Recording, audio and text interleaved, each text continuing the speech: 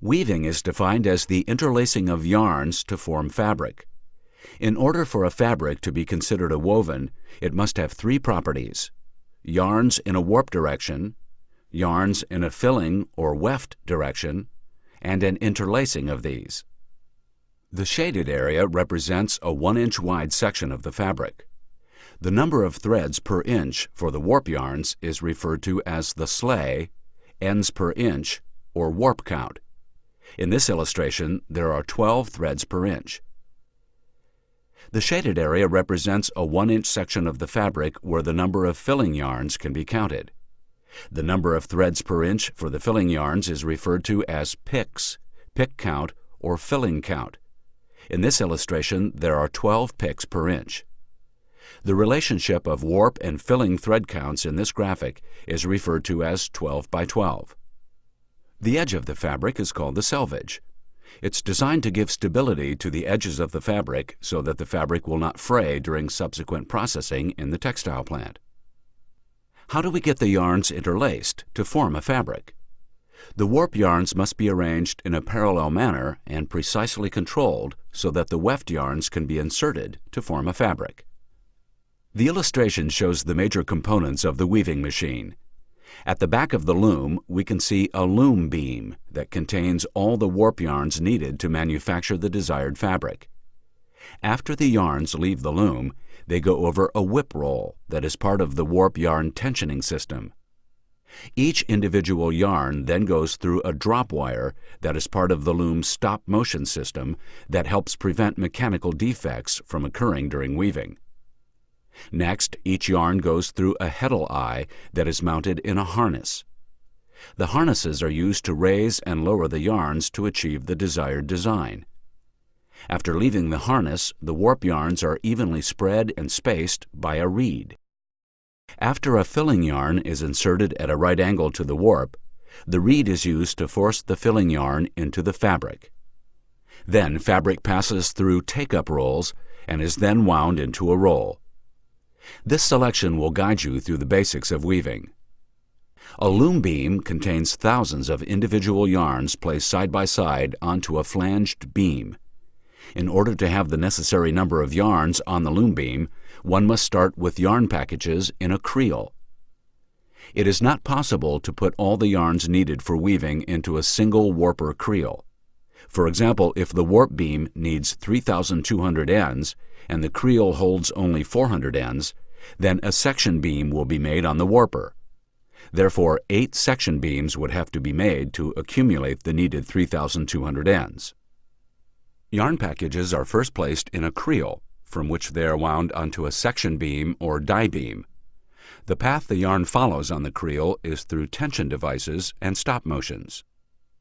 Next, the yarn passes through a reed or comb that guarantees even spacing and a yarn sheet width that matches the width of the section beam. In some cases, the section beam is perforated for yarn beam dyeing. For some special types of yarn-dyed warps, such as indigo for denim, a system called rope or ball warp dyeing is used. If rope dyeing of yarn is to be performed, then ball warps must be manufactured. Ball warps are made using a creel that is set up as with other forms of warping. However, the headstock is set up differently in order to condense the sheet of yarn into a rope. The sheet of yarn is passed through a trumpet-like device to collapse the yarn before it is wound onto the ball. The yarn is then wound onto the log like a huge package of yarn. By traversing the rope back and forth across the face of the ball, the package is built evenly with constant tension. The ball warps can be from 500 to 25,000 yards in length. They are added together behind the rope dyeing range in a magazine creel to form a die set. The die set is always a multiple of the number of beams in the slasher set. For example, if there are 12 beams in the slasher set, there will be 12, 24, or 36 balls in a die set. The yarn is then unwound from the balls and is passed through the die range. After the yarn has been dyed and dried, it is coiled into a large tub or movable storage device. This tub of yarn is then taken to the rebeaming area where each end is separated and rewarped onto a section beam. Whether the yarn is placed on a section beam, a perforated beam, or processed in the ball warp process, the next step in processing is slashing. The section or die beams are placed into a slasher creel or slasher magazine, where the ends from each beam are added together so they can be sized and wound onto a single loom beam. Once assembled on a loom beam, some yarns such as plied and filament can weave without additional processing. But most yarns require a sizing with chemistry to improve the weaving performance of the yarn. This process is called slashing. The slasher is composed of a section beam creel, sizing boxes, drying section, yarn separators or bust rods, and headstock. A pre-wetting box can be located between the creel and the sizing boxes. The sizing boxes apply the chemistry that encapsulates the yarn. Benefits include gluing down hairs, yarn strengthening, and lubrication, which protects the yarn and loom parts. During this process, it is extremely important that each end be kept separate and parallel to adjacent yarns. After sizing, the warp ends must be placed through the proper devices for weaving in the correct order for the desired design and color pattern.